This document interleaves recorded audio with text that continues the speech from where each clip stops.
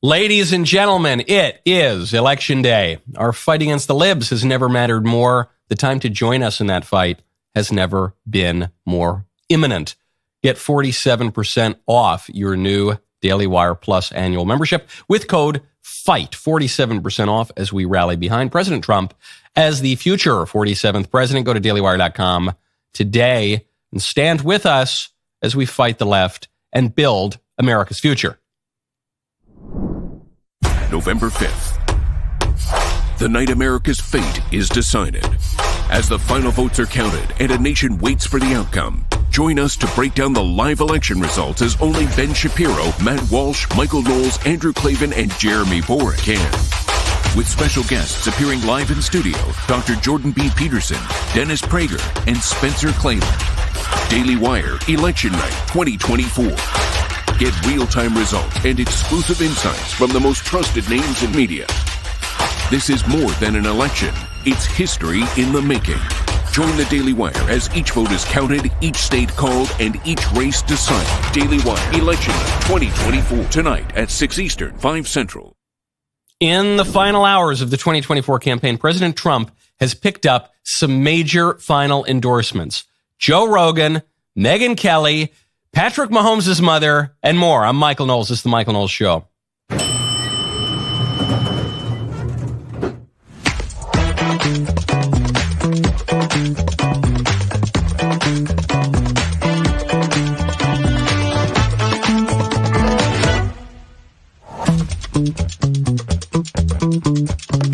Welcome back to this show. How you feeling, everybody? How you?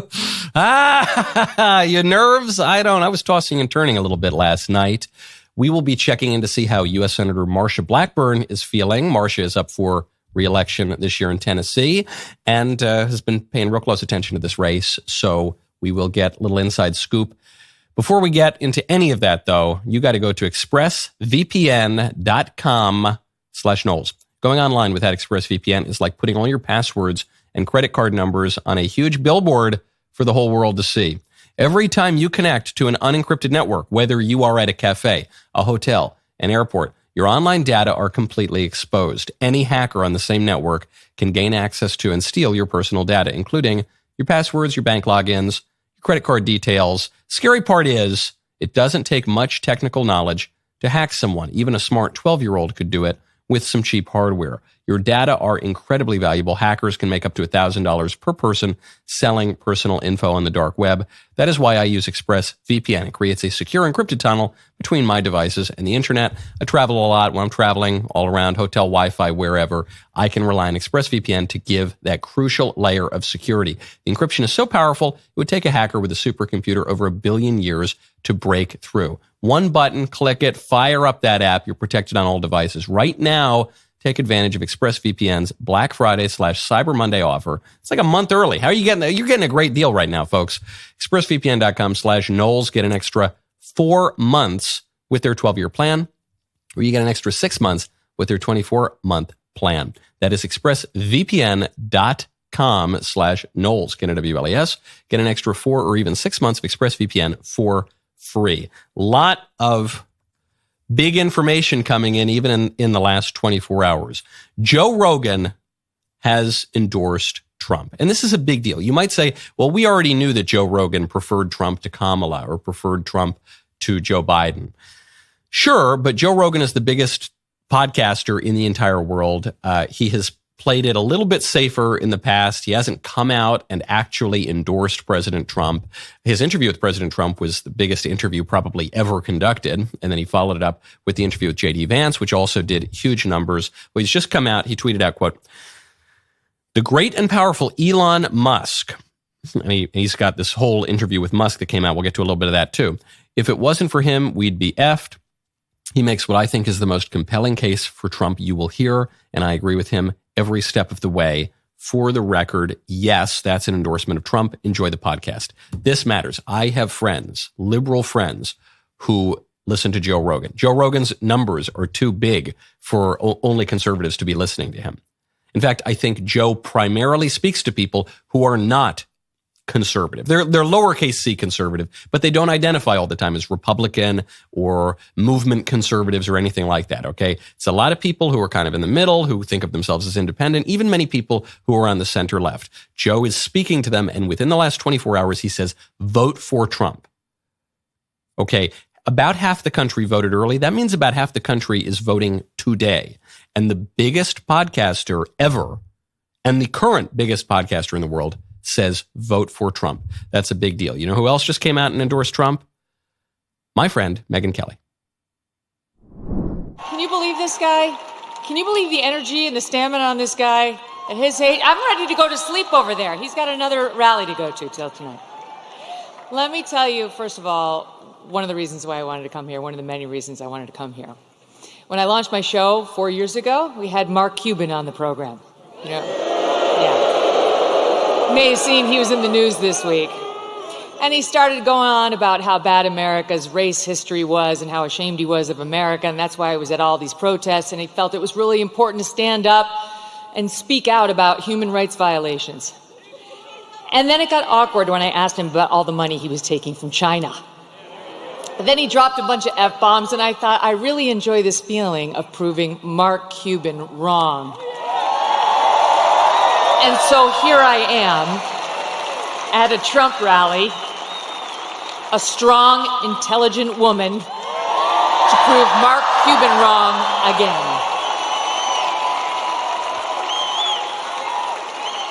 I won't take up much of your time, but I do want to tell you the main reasons I am voting for Donald Trump. Megyn's whole speech was great. We don't have time to get into the whole thing, but there she says the biggest reasons are immigration, that Kamala opened up the border. Trump is good on immigration and will protect the borders of the country. 2 is protecting women in sports, protecting women in prisons. You know, now the libs, specifically Kamala Harris actually pushed for this. The libs will allow men to be housed in women's prisons, and then women get raped. That's basically how it goes, because the men identify as women. So she says the transgender ideology, that's the second reason that I'm supporting Trump. He opposes it broadly, and Kamala supports it emphatically. And then the third one was protecting men. Second one's protecting women. The third reason is protecting men.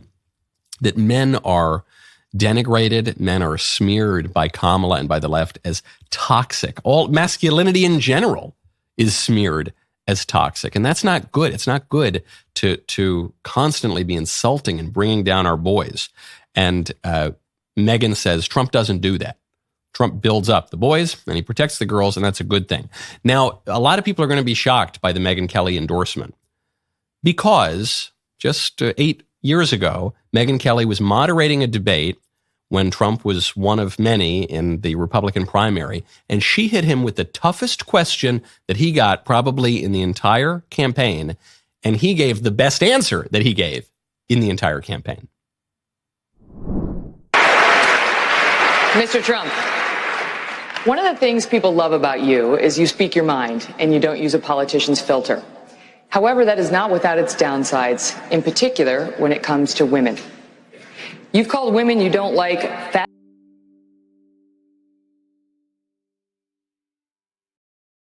Your Twitter account. Only Rosie O'Donnell. No, it wasn't. Your Twitter account.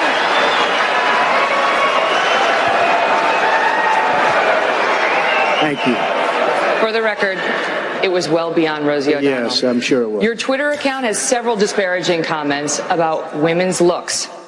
You once told a contestant on Celebrity Apprentice it would be a pretty picture to see her on her knees. Does that sound to you like the temperament of a man we should elect as president? And how will you answer the charge from Hillary Clinton, who is likely to be the Democratic nominee, that you are part of the war on women? I think the big problem this country has is being politically correct. I've been...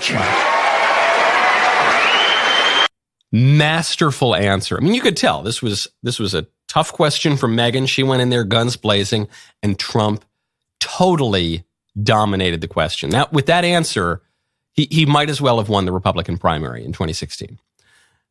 So they had a back and forth, and even after that debate, they were going back and forth at each other. So how is it that Megyn, who had this really tough relationship with Trump, she comes to endorse him at a Trump rally. I'll tell you exactly why.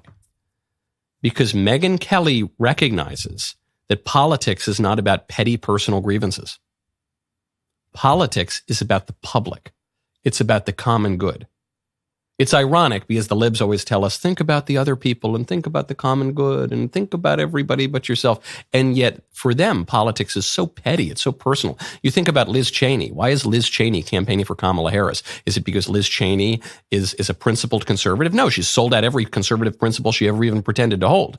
But it's because Trump went after her personally and got her kicked out of Congress. So now she campaigns for Kamala Harris. It's true of so many people who campaign for Kamala Harris. In fact, the argument to support Kamala Harris, even on the left, is vote for Kamala Harris and she'll let you do those personal things that you really like doing. You're a man, you want to go into the women's bathroom, well, vote for Kamala Harris, and to hell with the common good, you can do whatever you want. You have this pet project, you have this pet issue, okay, well, you have this racial grievance group, okay, well, vote for Kamala Harris and forget about the common good. She'll just give you exactly what you want, to the disadvantage of other people. And what Megyn Kelly is saying is, no. Whatever personal issues I had with Trump in the past, doesn't matter. This is about more than personal stuff. This man is the man for the moment. This is the man for the common good. You got to vote for this guy because he's going to do good things for everybody.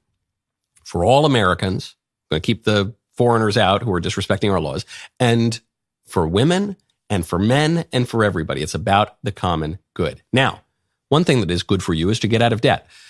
You did not vote for the recession that we all feel looming, but you sure will pay for it at the pump, at the grocery store, with that growing stack of unpaid bills. Maybe you went into debt buying your fifth Camaro. Who knows? If you're one of millions of Americans being crushed by financial stress right now, the solution is donewithdebt.com. Unlike the other guys, Done With Debt has created new aggressive strategies that are designed to get you out of debt permanently without bankruptcy or loans. Done With Debt stands between you and bill collectors. They negotiate with your creditors to write off balances, cut interest, and stop penalties. They have a plan to put more money in your pocket every month until your debt is gone. Done With Debt is accepting new clients right now, but hurry, because some of their debt strategies are time sensitive. You do not want to miss out. Let Done With Debt hit the debt reset button for you. Make your money yours again. This is time sensitive. You need to visit donewithdebt.com or call 1-888-322-1054. It's easy to remember those last four digits. That is the year of the Great Schism. Chat with one of their debt relief strategists for free. Go to donewithdebt.com. That is donewithdebt.com. All right, last big endorsement I want to mention for President Trump. That would be Patrick Mahomes' mother. The mother of the Kansas City Chiefs football player just came out at a game that Taylor Swift attended and wore the MAGA hat. Make America great again. Let's do it. Let's do it. I love it. I absolutely love it. There are many more endorsements we could mention, but this is really great, especially because on the latter two, after Joe Rogan, you got Megyn Kelly, you got Patrick Mahomes' mother. I think Patrick Mahomes' wife had liked some pro-Trump posts a while ago. So Patrick Mahomes has not endorsed President Trump formally, but you get in a good sense. Okay, I think there are a lot of people who support this man who maybe are playing a little bit cooler and are feeling more and more emboldened, especially women. And this is that irony that Megyn Kelly was talking about. Megyn Kelly talking about Mark Cuban here, when Mark Cuban said that Trump never surrounds himself with strong, intelligent women. If you missed the video, listen to this absolute nonsense coming from the man who really, really wishes he could be Donald Trump. Donald Trump, you never see him around strong, intelligent women, ever. It's just that simple. Now, what is so crazy about this line, there's plenty of ways to attack Trump, and Mark Cuban, I think, has a real grievance here because Mark Cuban could have been Donald Trump. At least he thought he could have been. He had a big show on TV, and he's the brash billionaire, and he has political ambitions, and he just hasn't succeeded in those political ambitions, and Trump has succeeded at the highest level. So I think he's got some petty personal grievances too. But this line, Trump doesn't surround himself with strong, intelligent women. To me, this is the craziest attack I've ever heard on Trump. If anything, you would say that Donald Trump surrounds himself with too many strong, intelligent women. When you think about the people around Donald Trump, who do you think of? You think of Kellyanne Conway, his campaign manager, the first woman ever successfully to run a presidential campaign in America. That was the Trump campaign. That was a Republican campaign. You think of, I don't know, Sarah Sanders, his very successful press secretary, who then became governor of Arkansas, is currently the governor of Arkansas. You think of Kayleigh McEnany, another very successful press secretary. You think of Ivanka. You think of his daughter, is a hugely successful woman, had her own clothing line, is very, very powerful.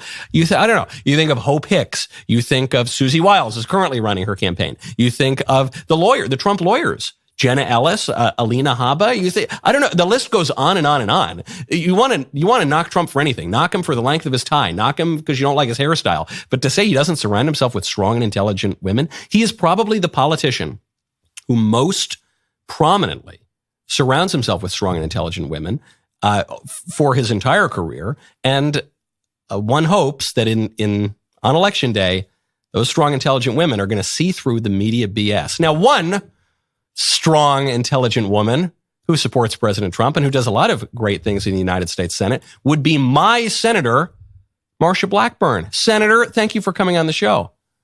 I'm delighted to join you. Thank you so much for having me on this election day. And it is a pivotal election day. I hope everybody realizes that Kamala broke it, Trump can fix it, and they get to the polls and cast that vote. Well, I certainly hope so. I just voted for you a few days ago, and I don't think you really needed my vote in the sense that you were leading your opponent by like 30 points. But you always say, yes, you need every single vote, but you are going to win. Everyone needs to go out there and vote for Marsha, but you are going to win. Tennessee remains a very solid state. I couldn't even tell you the name of your opponent off the top of my head. There are many, many closer races in the swing states especially, and we need to go out there because there's a lot of down ballot that people need to vote for. But, Senator, I had trouble sleeping last night. I'll tell you, I am not easily rattled, okay? I take things as they come, and I actually do feel confident about this election, but I did not sleep very well because I know the stakes are so high, not just at the presidential level, but for the U.S. Senate, for the House races. This feels like a more important election than other elections in my lifetime. How do you feel about it, and what are your predictions? I feel really, really good. And I think President Trump has a history of getting more votes than where he polls. So looking at the polling, I think it indicates that we're going to see him on a solid footing coming through the Midwest. And yes, I do think before midnight he hits that 270 electoral votes. When you look at the states where we have Senate races that we're going to win: West Virginia, Ohio, Montana, and the tied up races in Pennsylvania, Wisconsin, Michigan, Nevada, and a close race down in New Mexico with Nella Domenici. You know, Michael, and Trump is doing well in all of those. He is tied up. Those races are tied up. He may be a point or a half point ahead, but that bodes very well for President Trump and those down ballot races. And of course, we were pleased with the totals coming from the early vote, the drop off in requests for mail-in ballots, the increase in the number of Republicans that have voted early. All of that bodes very well for us. And I think you're going to end up seeing President Trump elected and Republicans take the Senate. And we're also hopeful that they can keep the House. You just said something that makes me personally very hopeful. One, because I'm scheduled to be on air until like 2 a.m. or something tonight. But two, because I know that the longer the count drags out, the more opportunity for shenanigans. You just said you think that President Trump will get to 270 tonight. I think we could see by midnight, see him reach that 270. He's doing very well in Georgia, in North Carolina. He's up in Pennsylvania. He's up a little bit in Michigan and Wisconsin. It's going to be interesting to see where this goes. You know, he has said something many times, let's make it too big to rig. And I think you might end up seeing that tonight. Too big to rig is a beautiful statement. I agree. I feel good about the early voting numbers. So you say we're going to take the Senate. Do you have any guess on how many seats? Is it 52? Is it 53? I think it'll be 52 or 53. It could be, if it's a very good night, it could be 54. Wow. And in terms of the House, you think that we're going to hold it? Do you have any guess? Is it going to be one person either way? Or I have no insight into the House races. I'm just very hopeful that they're going to be able to keep the House. This is good news. Senator, you've helped to assuage some of my nerves a little bit going into the day. And of course, this is very important. Even in a red state like Tennessee, first of all, you got to go out there and vote. Also because hoping President Trump wins the Electoral College, you know the Democrats are going to try to whine about anything that they possibly can. So it would be good if President Trump could win the popular vote. Every vote counts. And even in a race where I am quite confident that Senator Blackburn is going to be reelected happily, go out there, make those margins really, really big. Go out there and vote for down ballot. If you live in Nashville like I do, go vote against, tax increases and things like that. There are all sorts of issues on the ballot. So make sure that you go out there and make your voice heard. Senator. Michael, I would say this. People that are watching your show, for your kids and your grandkids, go vote today. Because this country is going to be on a big government control track, or it's going to be on a personal freedom track after this election today.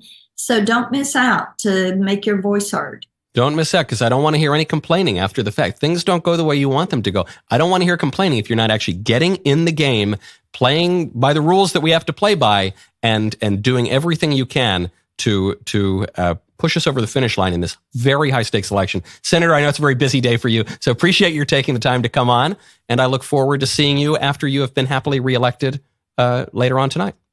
Thank you. All right. Now, my favorite time of year is almost here. I know what you're thinking. Is it Thanksgiving? Is it Christmas? Is it the inauguration parties? It's Advent, of course. It's one of my favorite times of the year. Following Advent, we have Christmas, the birth of our Lord.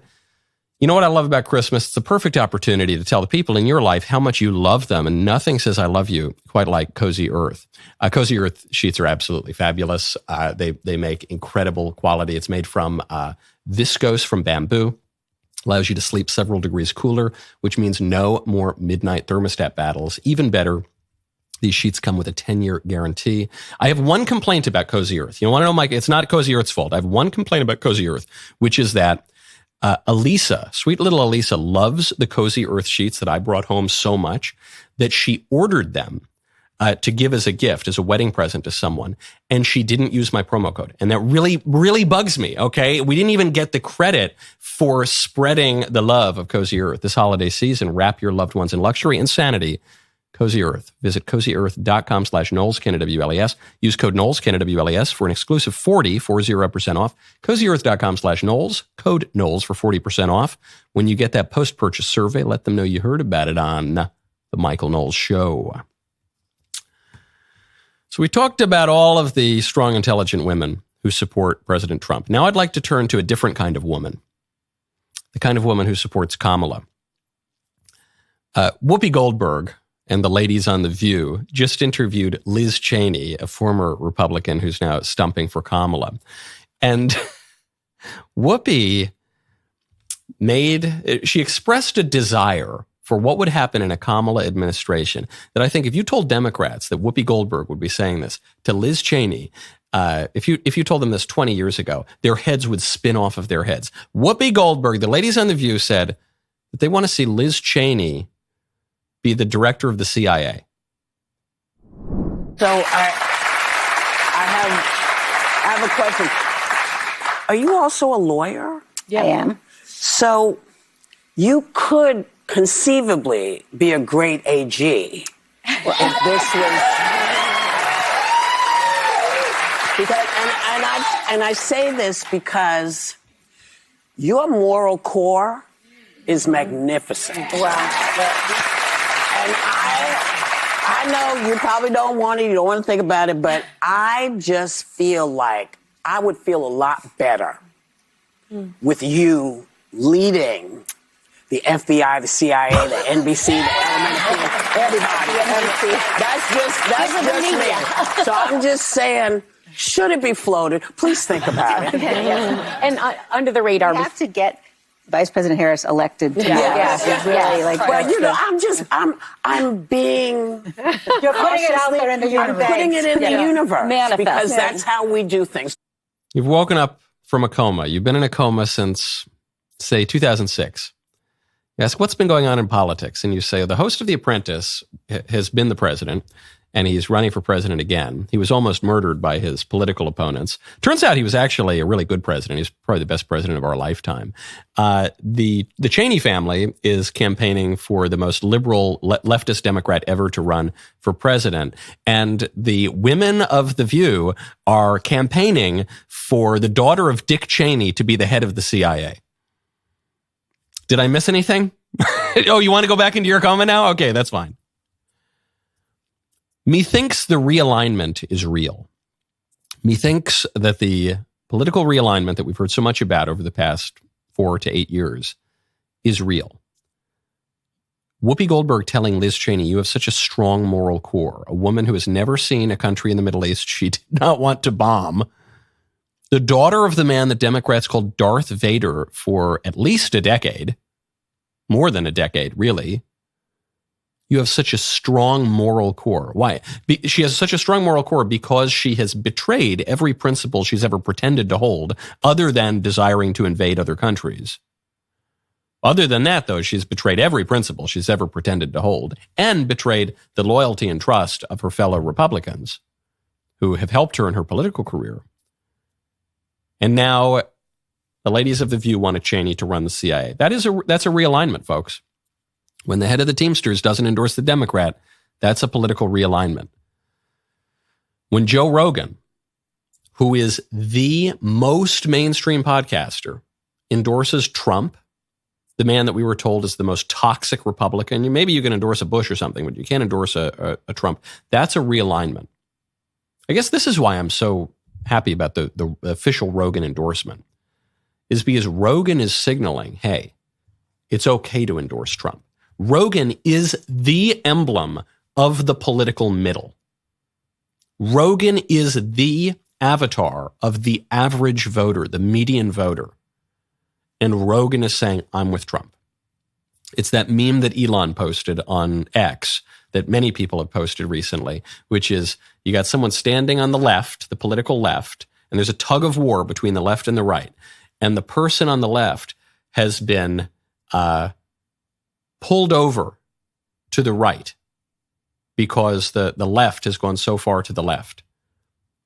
And now he didn't really move. It's that the center of gravity moved. And he said, I guess I'm on the right now. I was on the left, but I guess I'm on the right now because of how much how far to the extremes the left has gone.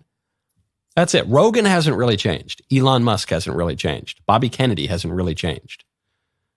In a way, it's kind of sad that all of these guys are now considered on the right. It can be helpful to us now, and we're going to hopefully win this election. But it just shows you how much ground the left has taken. And this realignment leads to all sorts of crazy things, like the women of The View endorsing a Cheney for the head of CIA. Now, what would happen if, I hate to even express this thought, but what would happen if Kamala got elected? Beyond the ideological battles, there's just a question. Kamala Harris is, let's say she's the president. She's sitting across from Vladimir Putin. She's sitting negotiating with Mohammed bin Salman, the Crown Prince of Saudi Arabia. She's sitting negotiating with Xi Jinping. Beyond ideology, there is a basic level of intelligence and education and competence that is required to do that job. Does Kamala possess it? Well, I'll give you a little vignette. You tell me what you think. This just leaked to the New York Times. Apparently, Kamala Harris did a podcast last summer with a guy named Kareem Rama. He has a TikTok show and an Instagram show called Subway Takes. This interview never aired. It's just being leaked now to the New York Times and being reported elsewhere. Over the summer, especially when the Gaza war was a big, hot political issue, this interviewer, Rama asked Kamala what what she thought about Gaza. He said this, according to the Times. There's something going on in the world that 100% of Muslims care about. She said she didn't want to talk about Gaza. She said she wanted to talk about light, funny little topics like you'd ordinarily see on TikTok or Instagram. So when her team was negotiating this interview, she said, no, I don't want to talk about Gaza. I want to talk about fun little stuff like whether people should take their shoes off on airplanes. Tee-hee-hee, I'm so fun. I'm so relatable. So that was what they agreed to talk about. Then, when Kamala sat down for this interview, she says, no, I'm not going to talk about anything real. I'm not going to talk about Gaza. And I'm not even going to talk about the stupid triviality that we agreed to talk about, whether or not it's acceptable to take one's shoes off on an airplane. She said she wanted to give her hot take that bacon is a spice. To the Muslim interviewer, I don't know how worldly you are, familiar with world religions. Muslims generally frown upon bacon. It is haram. She says, okay, of all the things I can talk about to distract from the real issue that I don't want to talk about, namely the war in Gaza, I'm going to bring up inadvertently maybe the most offensive thing I could talk about with this guy. So she says, ha ha ha. There's no video, unfortunately. The interview never aired. But I'm just imagining from what I've read of this transcript. She says, she goes, ha ha ha, you know, I think bacon is a spice. Ha ha ha ha. And she does a little cackle. And Rama reportedly responds, I don't know. I don't know. You have lost me. I'm not familiar with bacon. And then she keeps going. She doesn't get it. She doesn't get that bacon is maybe not a great area of common ground with the Muslim interviewer. She goes, think about it. It's pure flavor. And this guy's just like, can we talk about something else? This interview was so bad it never aired. The guy's sitting down with the presidential candidate, the nominee of the Democrat Party, she eventually came to be. And this guy says, no, I'm not going to air it. That's how bad this is. Then when Rama asked, he paused the interview. He asked Kamala Harris, can we just get back to some other topic? She decided she wanted to talk about how much she likes anchovies on pizza. And according to the Times in this unpublished video that they've seen, Rama says, well, I'm 100% unsure on both of those. This woman would not be able to negotiate the Abraham Accords. I'm pretty confident. I'm not sure this woman would be able to negotiate a Diet Coke at McDonald's. This woman is not fit to be president. She does not possess the rational faculties required, the judgment, the prudence, just any knowledge of anything, basically, to be president. That's something that really worries me about this election. Her policies would be awful. She would want to kill all the babies and trans all the kids. That's bad. I know that's bad. All of the ideological aspects but she also just is not competent and she is not knowledgeable about anything. And I'm not sure she possesses the requisite intelligence even to become knowledgeable were she so determined. If this woman is elected, forget about the fact that she's a woman and that presents in itself challenges when you're dealing with guys like Vladimir Putin and Xi Jinping. It just does. A feminist might say that's not fair, but it just does present those problems. But it'd be one thing if she were the Iron Lady. It'd be one thing if she were Margaret Thatcher. She's not. She's Kamala Harris. And our enemies will take the opportunity to eat us for lunch if this woman becomes the president.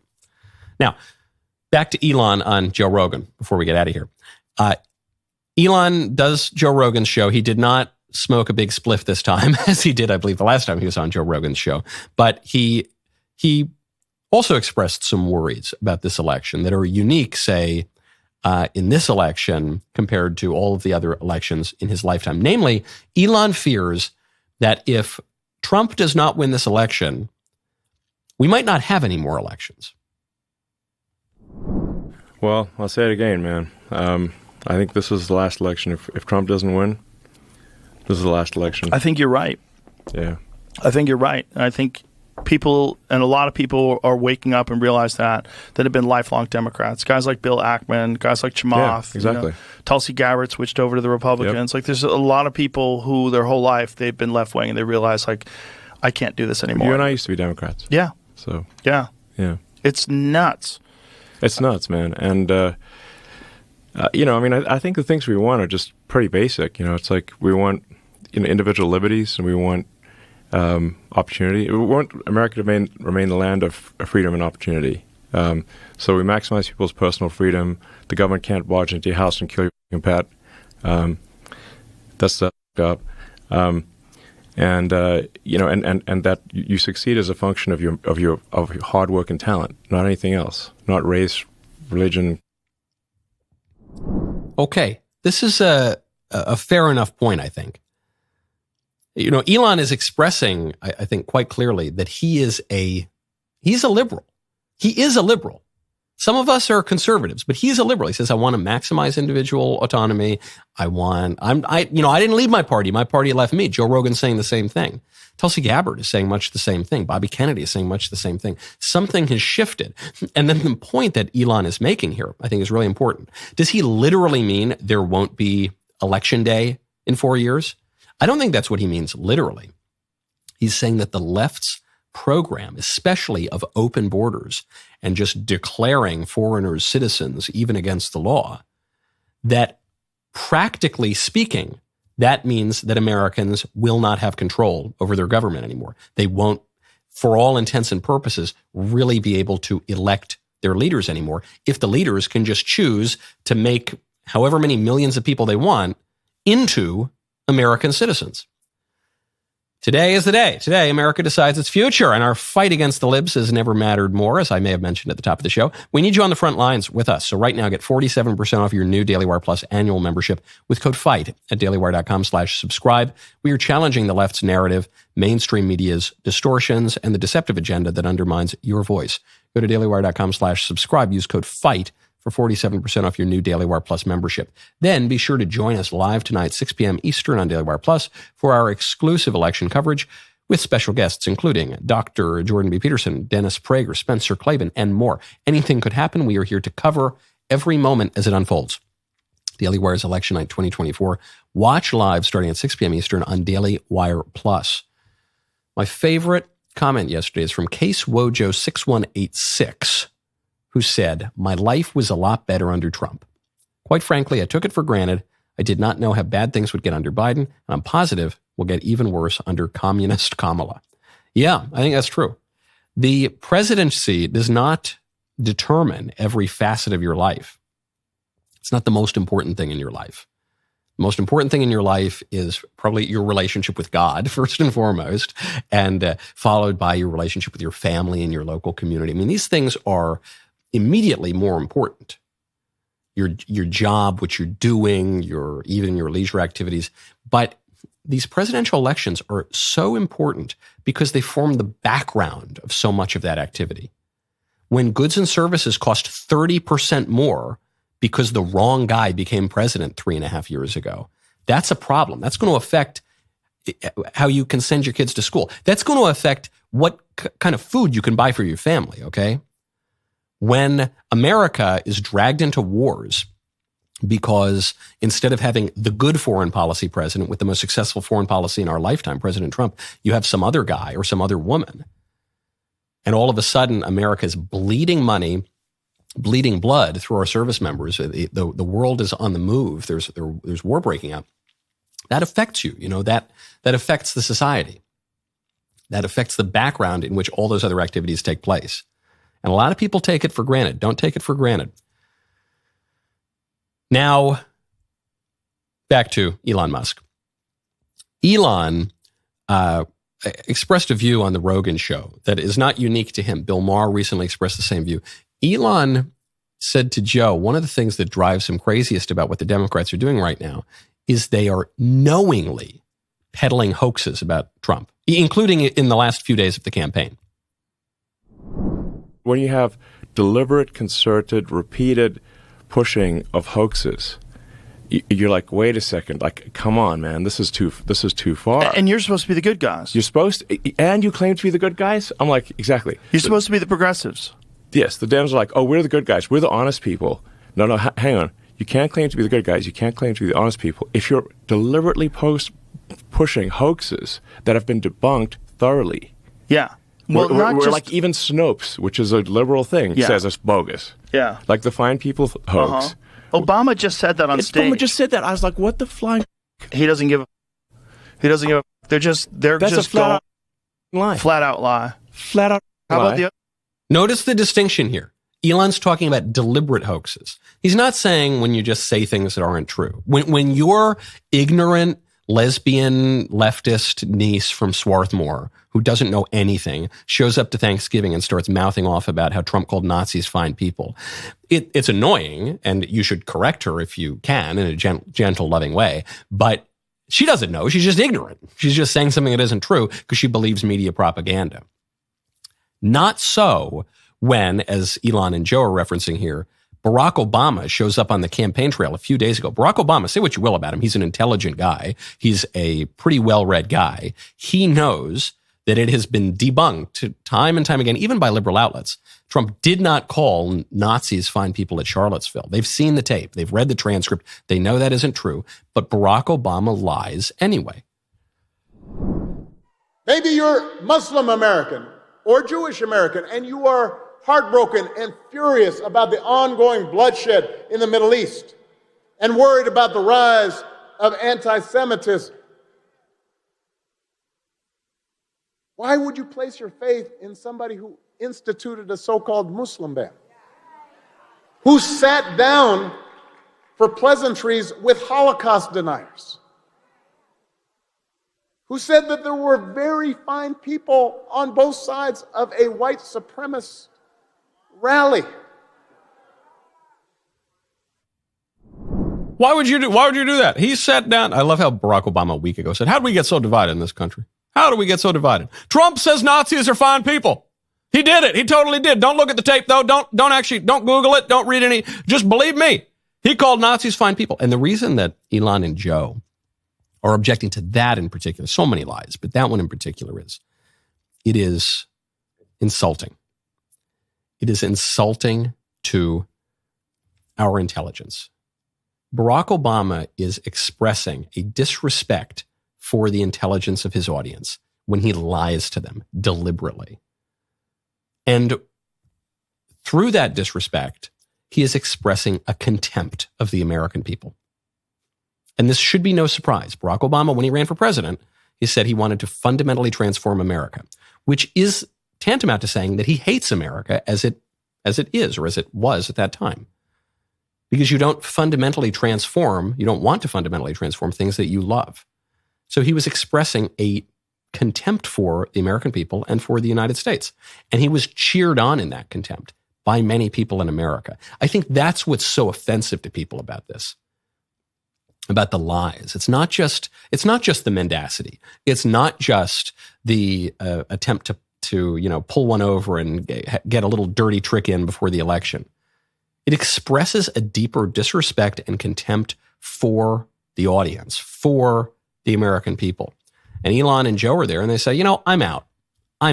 This is just too much for me.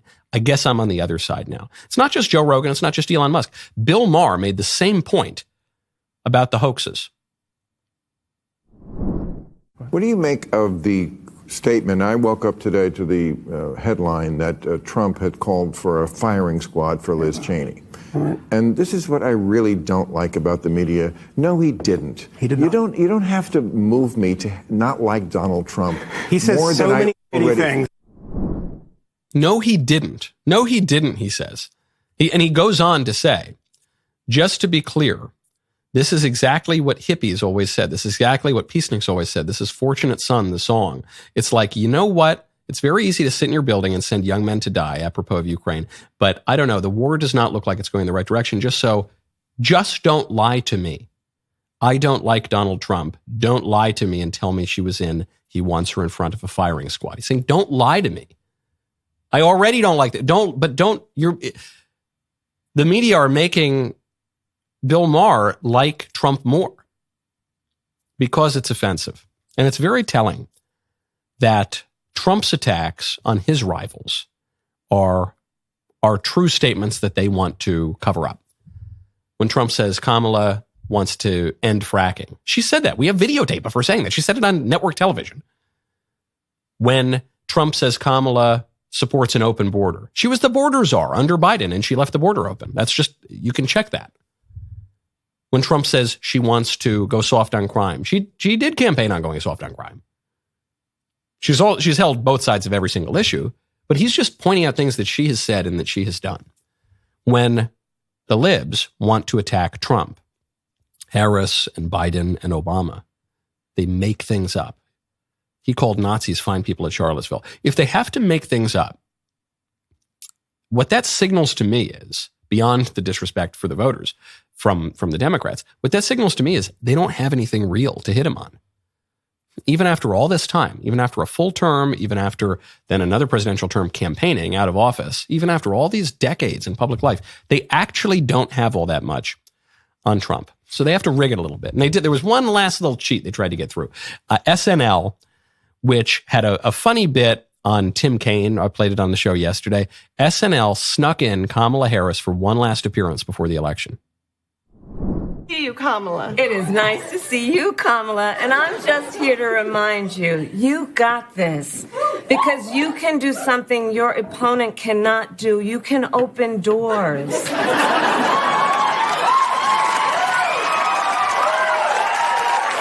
I see what you did there, like to a garbage truck, right? I don't really laugh like that, do I? A little bit.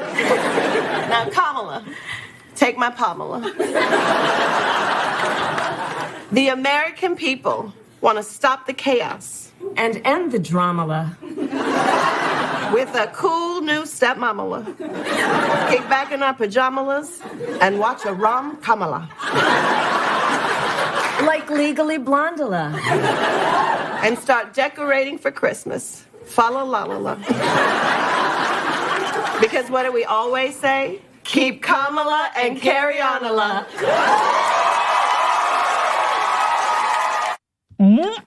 Excuse me. I have to take a little break here for a second. That was very cringe-inducing and illegal, by the way. That violates the FCC rule for equal time because NBC is not a podcast. It's not even cable. It's a network TV show. And so they really have to offer equal time to the other candidate. And they're not going to do that, and they'll probably pay a fine. All of which is to say, SNL knew what it was doing here. NBC knew what it was doing. It broke the rules, and it said, we won't have to deal with the consequences. At least we won't have to deal with the consequences until after it matters, until after Election Day. There's going to be a lot of that today.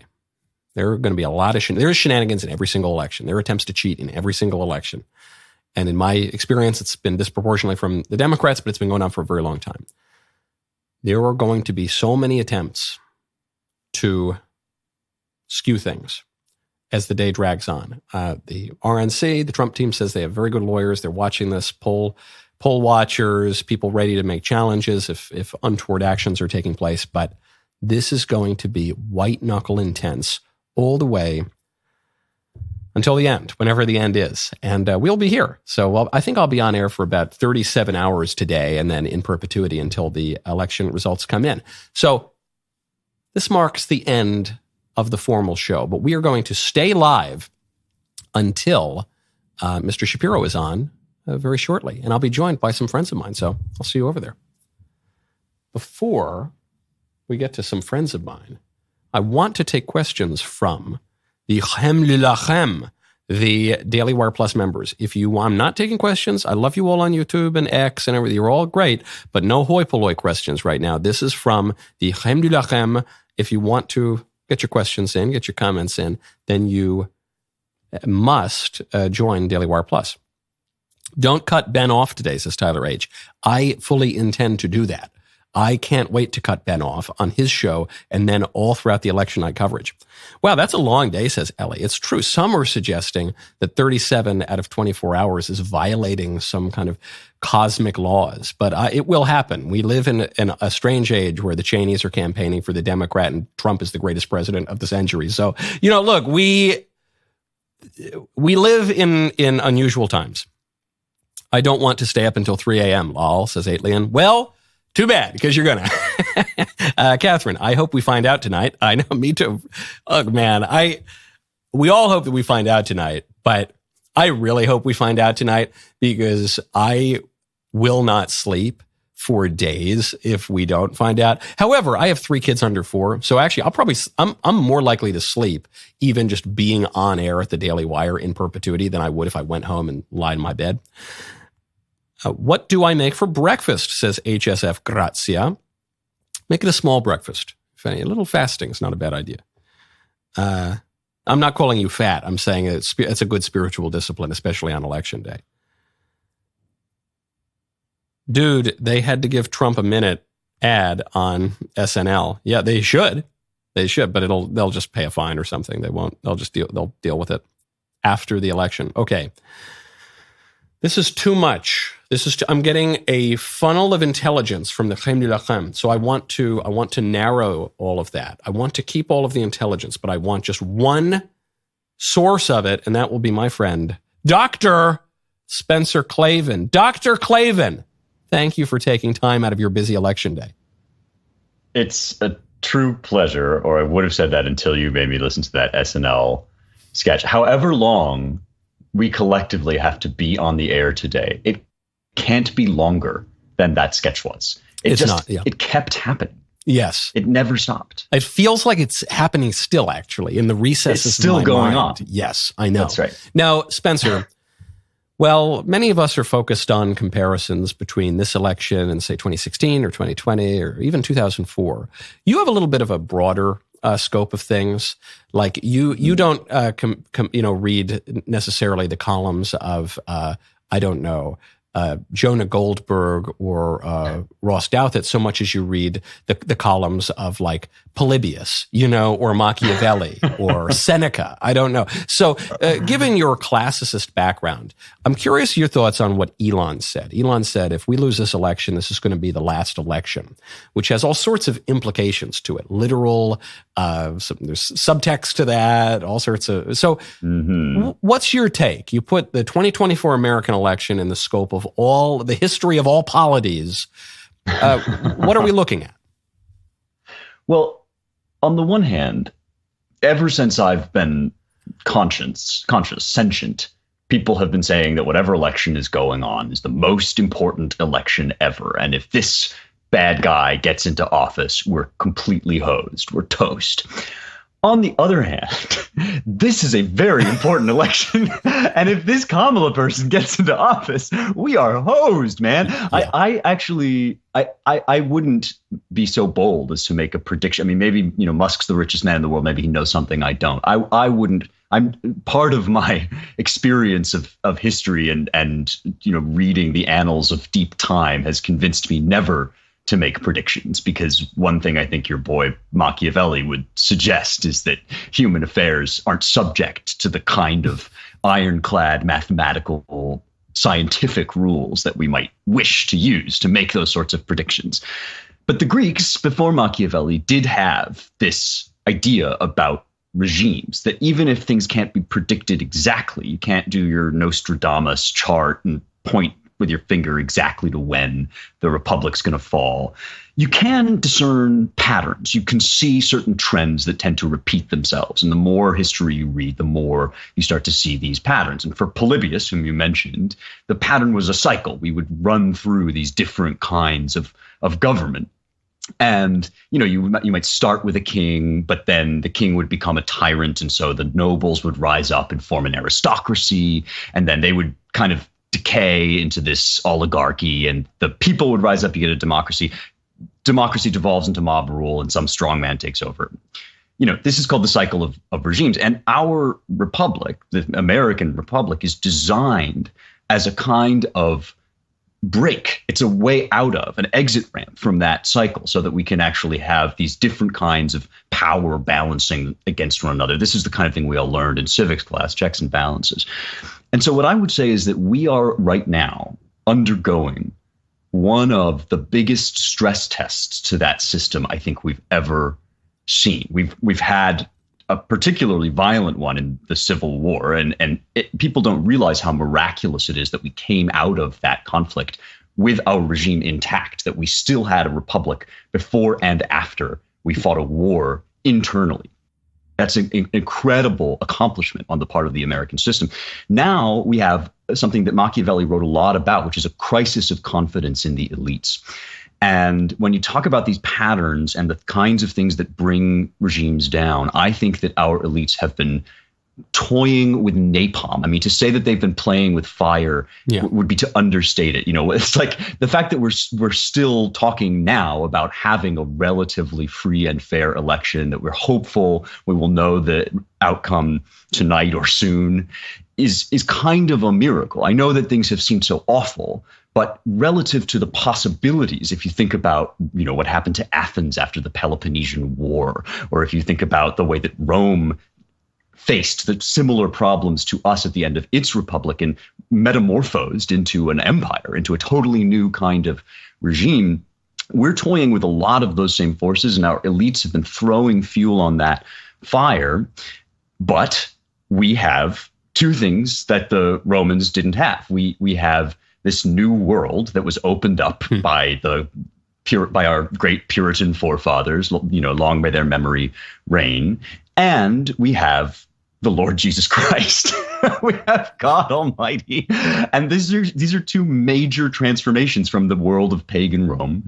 And they shaped every step of the founding of our country. People try to pretend that this was just an Enlightenment sort of rationalist project we gave up on believing in God as part of government. That's all hogwash. It's all hooey. The founders, to a man, believed that by founding this republic, they were shaping politics in the most godly way possible. And that did include freedom of religion, but that's because God is the God of freedom.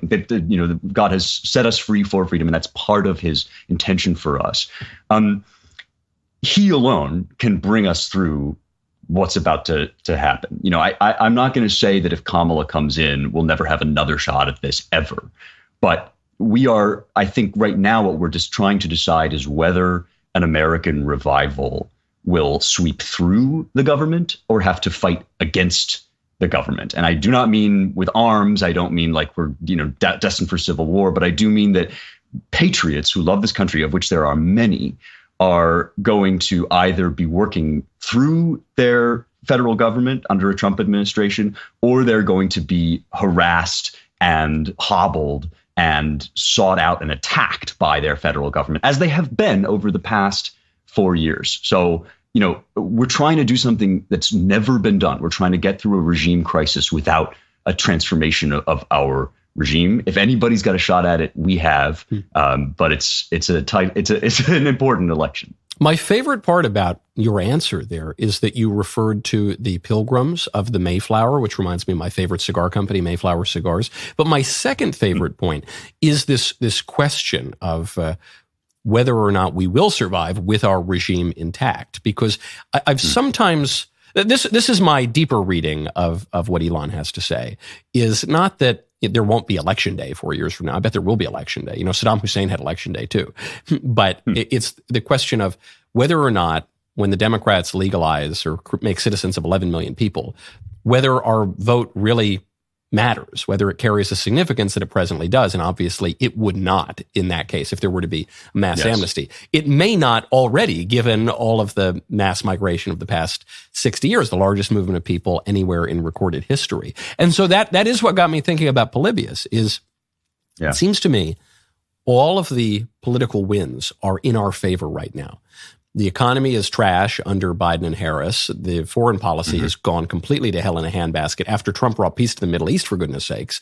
The immigration crisis is driving people crazy. The domestic social issues, notably transing the kids, is really arousing passions in a lot of people, even on the center left. So that's all bad for the country, but it's good for Republicans. Everything is working in our favor right now.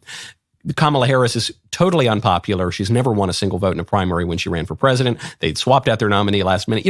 I'm just saying every single thing. I could be here for 2 hours talking about all of the advantages that we have in this election, which then makes me think, if we cannot win in these circumstances, even President Trump, some people don't like President Trump, and he has more sympathy than he's ever had because they almost blew his head off twice. If we can't win in these circumstances, can we just not win Meaning if we can't win in 2024, is it possible the referendum is not on Trump or Kamala, but it's just a referendum on the kind of regime that we think we live in? I think that's extremely well put. One thing that will really, as they say, blackpill me about a Kamala Harris victory is that she really does represent the avatar of our feckless elites. She has no accomplishments. She's never won a single primary election. She is effectively a hollow human shape in which is poured the pure desire for power for its own sake. And that is a perfect embodiment of the larger network of people who don't care about this country, don't want us to succeed, don't want average Americans to have a country that serves them, but are rather in hock to their own abstruse theories and their own political power. And she is basically just an empty vessel for that machine. And so it's in some ways extraordinarily fitting that she's the person that Donald Trump is up against.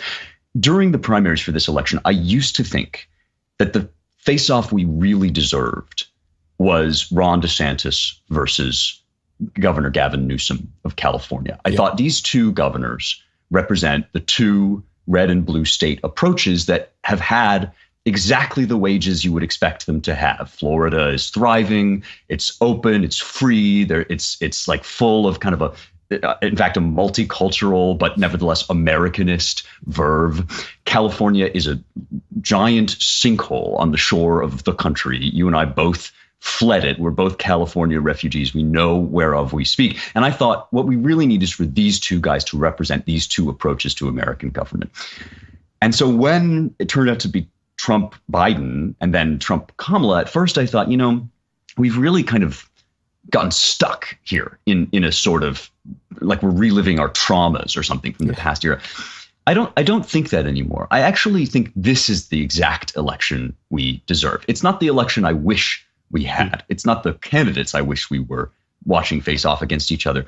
But in fact, it does plausibly represent the conflict at the heart of the country right now. On the one hand, you have a kind of pandering, racist, tribalist, classist, anti-meritocratic regime whose representatives are effectively faceless, who can be swapped out literally at will, ad libitum. They can just drop somebody else into that empty spot.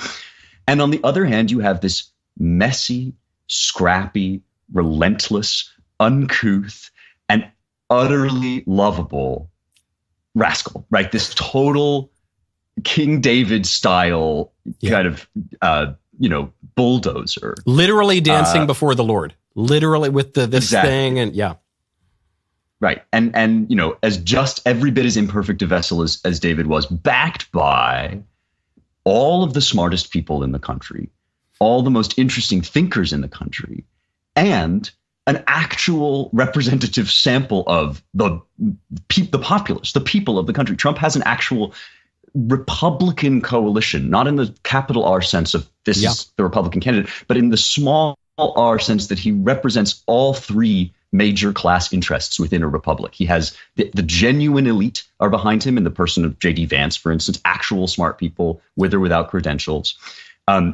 The sort of power brokers of the country who are interested in making genuine moves in the electorate, which is, or rather in the executive branch. Mm-hmm. And then a sampling of the public that genuinely represents, I think, the American spirit.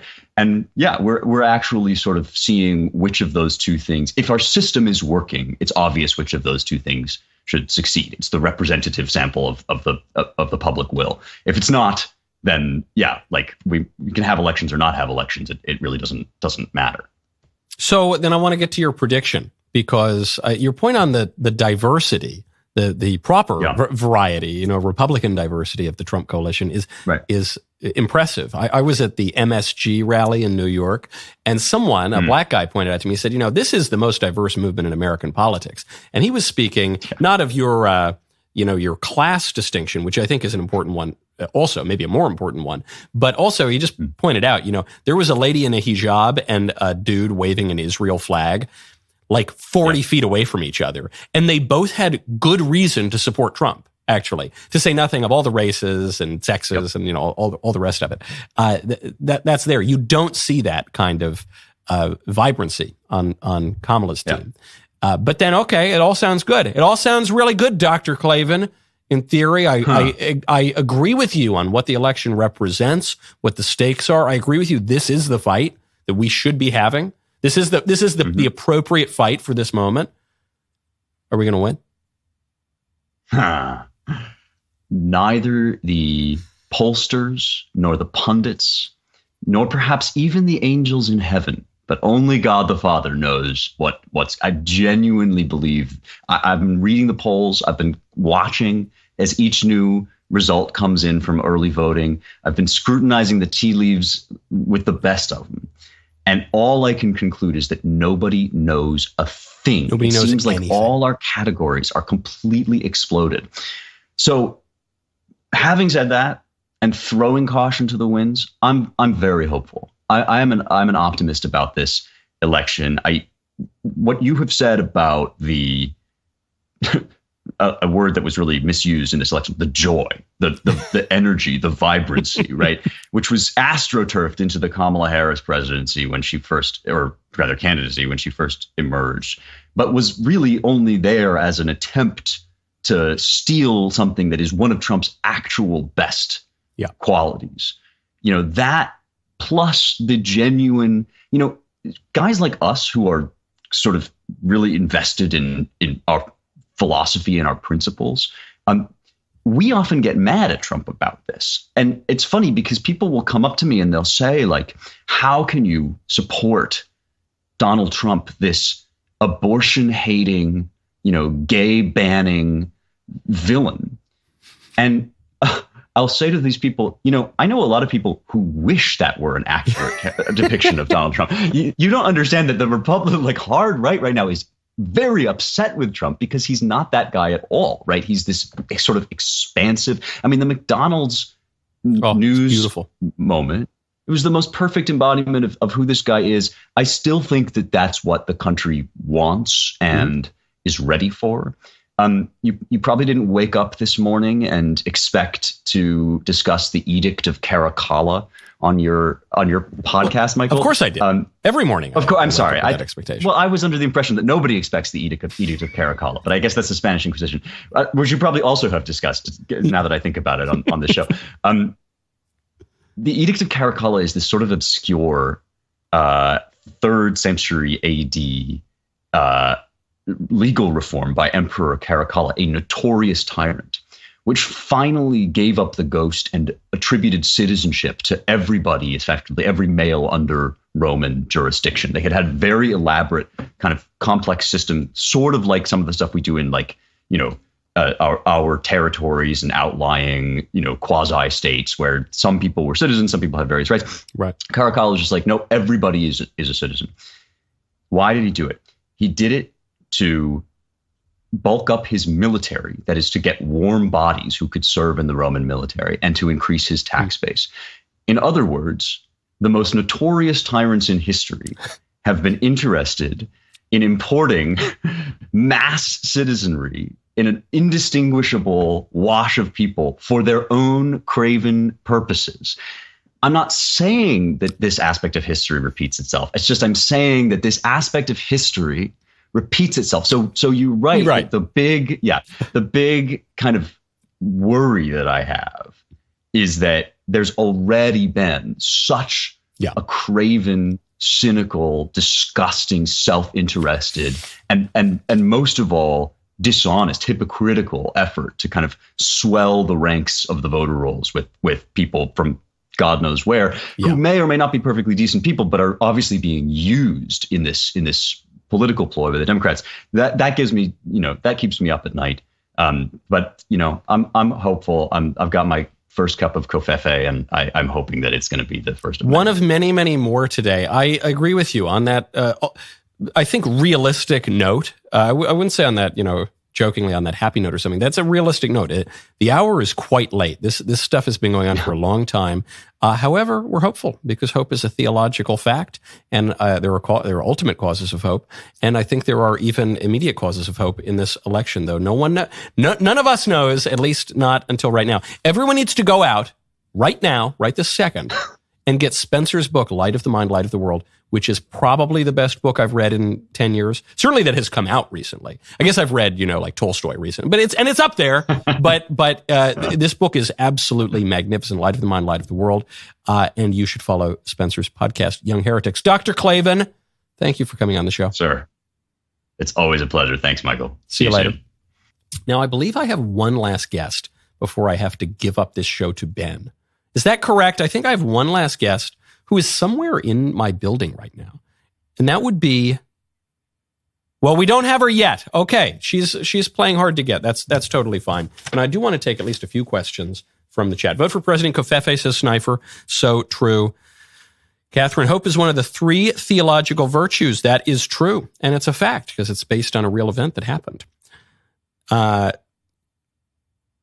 Got to go see you guys tonight, says Conservative of Family. There are going to be people, if you're like me, at least, good for you if you can take a break from watching the election come in. If you're like me, I have been watching stuff happening, just refreshing my feed since last night. When I was writing my show, I was sitting out with a cigar. I've just been refreshing that's probably going to be the case until they call it. So if you can go take a nap or something or go do your work, then that's probably a good idea at some point today, maybe around lunch. Take a little break for lunch and then you can come right back to it. But we will be with you all day long in one form or another. We have Mary Morgan. Ladies and gentlemen, I'm so pleased to bring on my friend of Timcast fame. That would be Mary Morgan. Mary Morgan, thank you for being here. Hi, Michael. You're so close yet so far away. I know. Well, I was wondering where you are. Are we coming to you live from a black hole or something like that? Where are you? I don't even know. This is I'm in a broom closet somewhere. Whoa, man. That might be my old studio, I think. Mary Morgan, you're a Ute. You're a Ute. You're a young lady. You've got your finger on the pulse of what all the cool, hip, young, jive-talking kids are doing. What is going to happen tonight? I'm so glad that you're looking to me for insight about all of the cool, young, hip people. I can enlighten you about what all of the white girl Gen Z voters are thinking about. And I hate to say it, but they are not going to be voting for Trump in droves. They are so activated by the issue of abortion. And I'm still thinking about this so much because it came up on Timcast IRL last night, just how much this issue has activated female voters. And I've noticed that really Kamala is campaigning to women and seniors, but to women. And Trump is trying to campaign to everyone, which is what you should do if you're a populist. But it seems to be whatever she is doing is working at least to activate those female voters. And it's really their number one issue. And people find it really disturbing, as they should, if you really think about what that means. Yes, I saw these ads that, they say, think of your daughters, men. And when you go into the voting booth, think of your daughters and your granddaughters and their rights. And I was talking this over at home last night, and that ad is basically saying, hey, men, if Trump wins, again, this is also kind of based on just Kamala's pandering of her campaign, pushing weird sex stuff and contraception and abortion and all this. But what the ad itself is saying is, hey, men, if Trump wins, your daughter won't be able to be sexually used and abused by lots and lots of men, and she might not be able to kill your grandchild.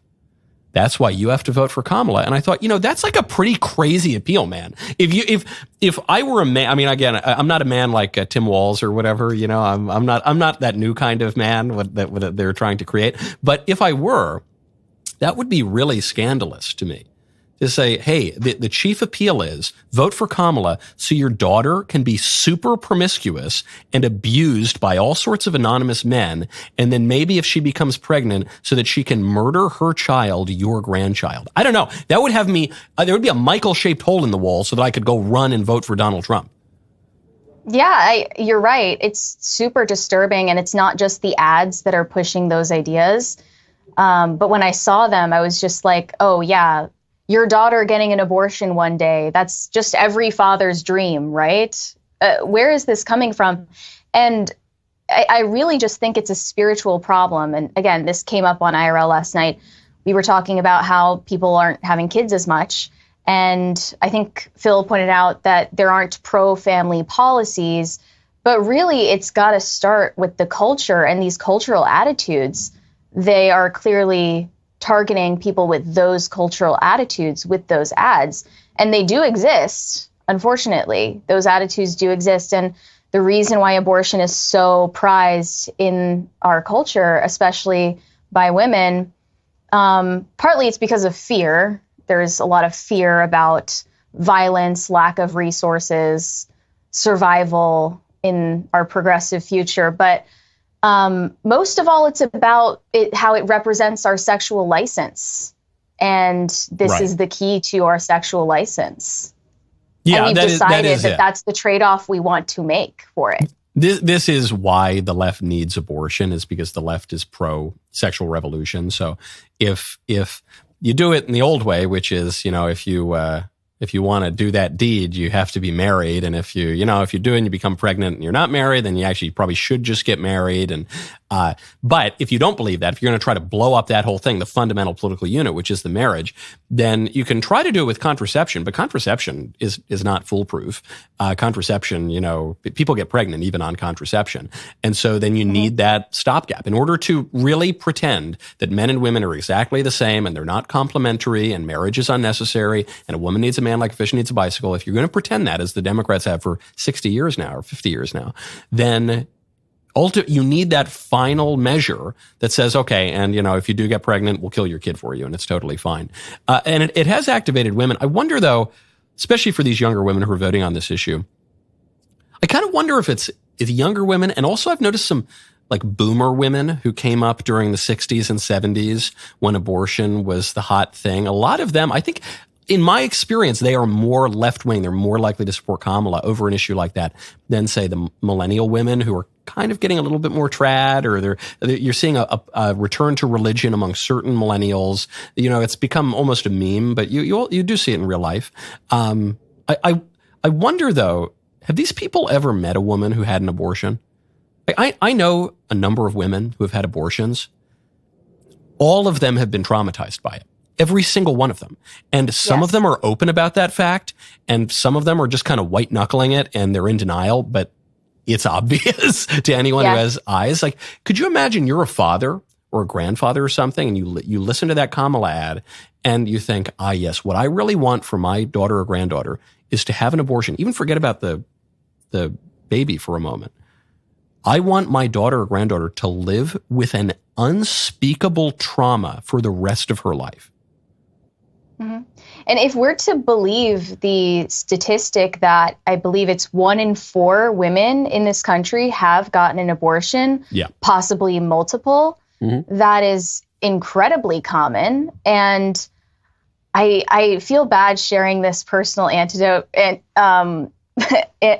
because it makes me look bad.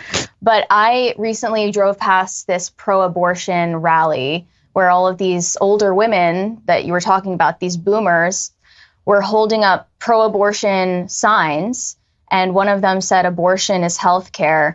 And I just threw up a middle finger at this lady, and I should not have done that. It was an expression of passion. I realized, immediately afterwards, the reason you shouldn't do that is because a lot of these older women, as you said, are white knuckling on the issue because it personally has affected them. Not through someone they know, but themselves. A lot of them have gotten abortions decades past, and maybe multiple, and it deeply affects them. The shame is palpable, and it gets expressed in these displays of exhibitionism and pride and shout your abortion. So it's really sad. It's tragic, and their feelings of shame are being exploited by these political ads. And by the devil. I mean, this is one of the tricks of the devil. It's like a really basic trick, but the devil whispers in your ear and says, hey, that sin you want to commit, it's no big deal. It's not a problem. Don't worry. Just do it. And then the minute you do it, the devil says, by the way, that's completely unforgivable. You're dead. You're toast. Right. You're done. And so the thing is, for a conservative, certainly for Christians, we would say, you can be forgiven. There's really nothing that you can do that you can't be forgiven for. Just ask forgiveness. Just repent. But in order to do that, you have to look yourself in the mirror and admit that you've done a horrible, horrible thing. And I think a lot of people don't want to do that. And then you've got a political movement that's pandering to you and saying, no, it's actually great. It's good. That shame you feel, push it deep, deep down. Baby. Shout your abortion. Vote. Forget about the economy. Forget about inflation. Forget about your national borders. Forget about all the wars that could start and have started after they booted Trump out. Forget about all that stuff. All that matters is that you not acknowledge that human life is dignified and ought to be protected all along the way, especially innocent human life. So, okay, on that, all those happy notes, Mary Morgan, do you have any predictions, not just for the young women, but do you have predictions for how the night goes? Well, I just saw that baby hippo, Moo Dang, was presented with a couple of watermelons. Mm-hmm. And one of them said Trump and the other said Kamala. And she picked Trump. So she doesn't have a track record. I think she was born like 4 months ago. But I think I'm just going to go with that. Last night, I said that I thought Kamala was going to win. I take it back. I was just saying words. I'm cautiously optimistic. I think Trump is going to win. And it's because of something you said, like his story can't end like that. It can't end. He's such a mythological person. His story just doesn't, it will not end with a loss. So I'm going to go with that belief. Yeah, that's good. But I'm really pleased to see the Moo Dang endorsement because, just in the last 24 hours, we got the Rogan endorsement. That was big. We got the Megyn Kelly endorsement. That was a big one. Yes. Patrick Mahomes' mom endorsed. That was big. But I think a lot of people were waiting to see if Moo Dang would make a formal endorsement and which way, pardon, I'm so excited. My hands are going all over the place. Which way Moo Dang would go. And so I'm pleased to see, Moo Dang is not afraid of being canceled, is not afraid of retribution from the left, is not afraid of the audit that's going to come, if Kamala wins. I'm not sure what country Moo Dang is in, but it's good news. So Moo Dang is for Trump. She's obviously the most important. Clearly, without question. Yeah. Moo Dang, Mary Morgan, and everyone in between. Mary Morgan, thank you so much. I think I'll be seeing you later. Is that right? Yes, definitely. Actually, I'll probably see you later just in the break room because, Mary, they're kind of all around here. Right? The Timcast is all over. Okay, before I finally hand this over to Ben, I do want to at least speak to the Chem de la Chem just a little bit more because, as I mentioned earlier, I'm so glad that we're out on X and we're out on YouTube right now and people are glued to their screens all day, of course, and you're going to be refreshing. That's good, but we got to take questions only from the Daily Wire Plus members. So if you want to get your questions in there, express your opinions, your passions, your irascible appetites, you need to become a Daily Wire Plus member. Great way to get your Mayflower cigars. Great way to get, all sorts of stuff. The candles. Sniper says, Mary Morgan is dark MAGA and also lovely. She is dark MAGA in that black box that we've locked her in to do these hits. Let's see. Vote for Trump in Minnesota. So true. That would be great. One time I was sitting with Ed Rollins, who was Ronald Reagan's campaign manager in 1984. That was the reelect. And officially, Reagan won 49 states. The only state that he lost was Walter Mondale's home state. That was Walter Mondale was the opponent of Minnesota. And Ed told me, he said, I actually think we won Minnesota too, but we didn't want to look greedy and sue for it. So we, accepted 49 states. But he thought that Trump won Minnesota and there was just some shenanigans going on. So I don't know. That would be absolutely magnificent if Trump could win Minnesota. I'm not counting on it. But Dr. John, Richard Gere just endorsed Harris. Such great memes. Can you say gerbil? That's not nice. Richard Gere is actually a cousin of mine. This is true. I'm not making this up. Richard Gere is a descendant of Lydia Fuller. Lydia Fuller married Simon Knowles. He's a descendant of Lydia's mother, who was also Lydia, I think, something like that. But anyway, he's not a Knowles descendant, but he is a descendant from my Mayflower ancestors, like my Mayflower cigar. And he and I had the same acting teacher when I was a young boy, and he was much younger. How confident are you that Trump will win, says Mins? Not confident. I'm hopeful. I'd put a small amount of money on it.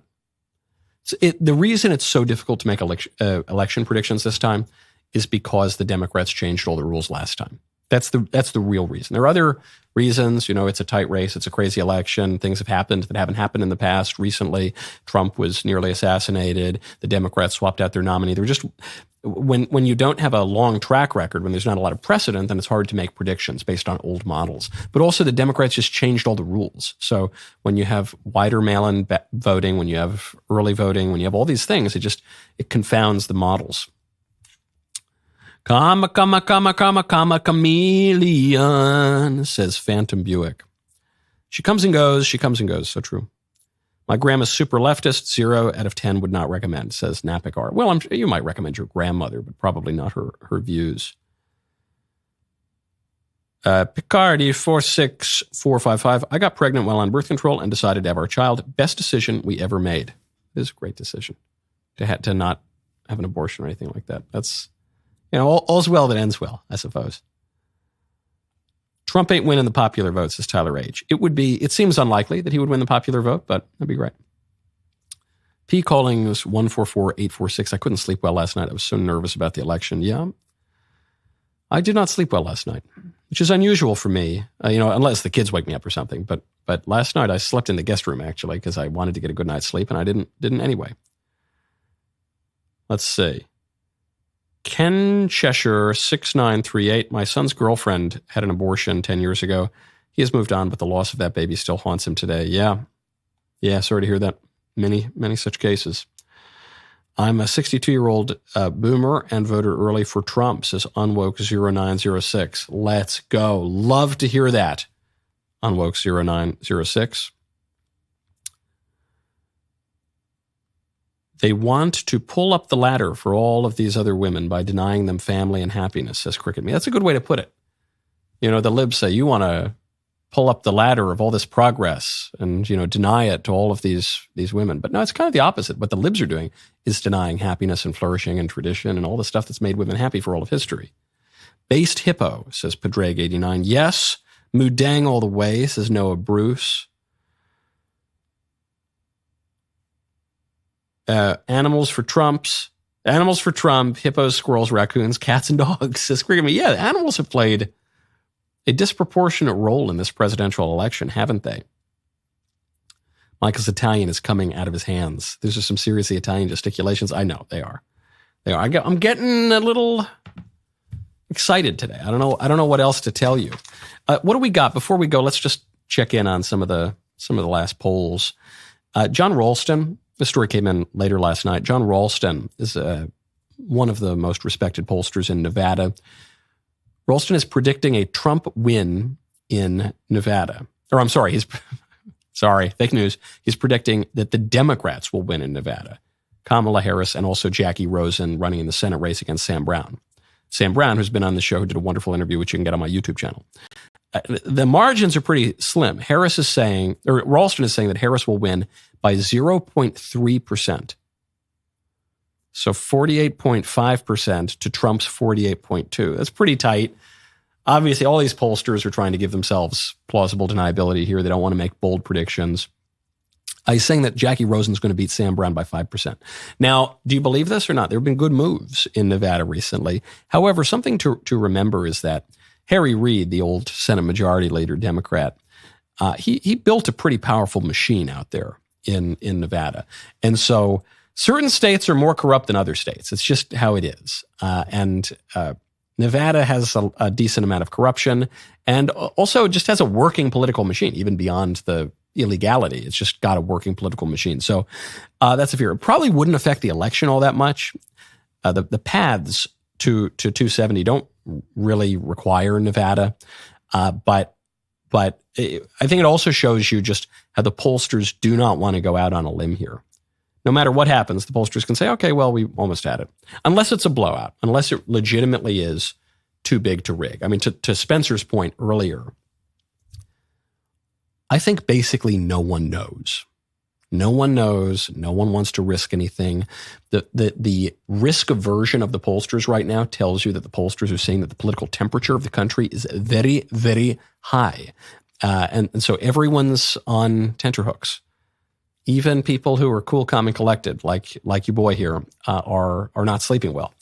And we might not sleep well for a few days, depending on how those results come in. Is everyone else watching Michael speak with Marsha Blackburn? Says Bailey Spillman. I was speaking with Marsha Blackburn about an hour ago. So you're a little bit behind, I think, in the chat. Let's go Trump. If you predict a close race and it's a blowout, that's not a very good hedge, says Patch. That's true. That's a good point. But it's a more forgivable hedge because at least half the people will be very happy. Spears Jammer 0542, one of the most ardent supporters of Trump that I know is a Mexican immigrant. He entered illegally as a teenager, but worked hard, spent a lot of hard-earned money to eventually earn his citizenship. Lots of Hispanics around here, WV and Northern Virginia, supporting Trump. Well, this is the question. Beyond who is going to win, beyond the down-ballot races, is the political alignment real? We've been told for many cycles now there's a realignment going on, racial realignment, class realignment. Is that happening? We're going to find out. But you know what we're going to find out right now? We're going to find out what my friend Ben Shapiro has to talk about today. Ben, are you there? I am here. The day has come. Judgment Day. Okay, Michael, I got to ask you, facts don't care about your feelings, but I do. So what are your feelings on this day of days? I'm going to be completely straight with you. I'm not joking or being cute at all. I slept horribly last night. And it's not just because of my kids. I slept in the guest room because I knew we're going to be up for 72 hours. And I tried to get a good night's sleep. I feel like I slept for 45 minutes. I am not a nervous guy. I'm on edge. How about you? No, I'm stressed as well. I will say that about 4:55 this morning, I woke up and I was wide awake because I was just thinking, man, how is this day going to go? I will say that I'm feeling cautiously optimistic. I mean, looking at the data, looking at the early voting numbers, again, that's reading chicken entrails, but Republicans are doing much better than they did in 2020 in the early voting numbers. If it were the reverse, then you'd feel really terrible. So that's one way of looking at these things. Also, it's hard to see this drama ending with Kamala Harris as president of the United States. She's a nothing. She's a big nothing burger. And she's a bad nothing burger as well. So, again, I'm cautiously optimistic. I think that we're going to be here all hours for the next year, just figuring out exactly who won. So not super enthused about that. But, there's a lot to talk about. Everybody needs to get out and vote. That's the big one, right? Everybody votes. Everybody votes today. This is not the day where you're in Pennsylvania and just get lazy. And then it turns out that Dave McCormick loses his race by one vote because you decided to stay home, or Donald Trump ends up not going back to the White House because, your car broke down. Like, find a way to the polls, get all your friends to vote as well. It's just too important. Now, Michael, any closing thoughts before we see you later on the set for the rest of our lives? Yes, I've already voted. So what I'm going to go now is I'm going to go drink, Ben, because you can't drink all day if you don't start in the morning. And that is an excellent point. Well, folks, we here at the Ben Shapiro Show, we're going to jump into all the news in just a moment. First, here is a message from all of us here. We'll see all of you later on tonight.